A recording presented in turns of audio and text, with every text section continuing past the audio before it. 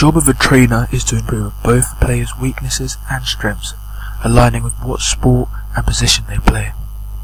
As with any role of a coach, there are both positives and negatives to this position. Positives include improving weaknesses.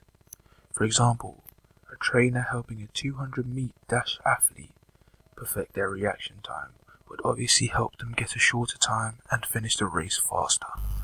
My second positive is close relationship, meaning the coach being able to create a bond.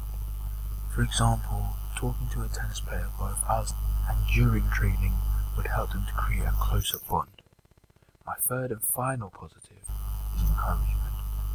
This means that the coach can push their athlete even closer to their limit, which they likely wouldn't be able to do by themselves. For example, this could be pushing a sprint to be able to do another sprint around the course. As there are positives, there are also negatives.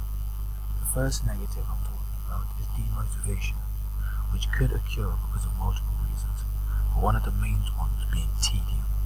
For example, a weightlifting routine being boring as it's done over and over again. My second negative is a game situation. The coach may teach a player a move, but not how to use it in a game. For example, if a player is doing a crossover on a chair in basketball, it doesn't mean that they will be able to do so on a moving defender. My third and final negative is relationship. If the trainer doesn't have a good relationship with the player, they may not know the player's capability, meaning they may throw incorrect pitches in baseball.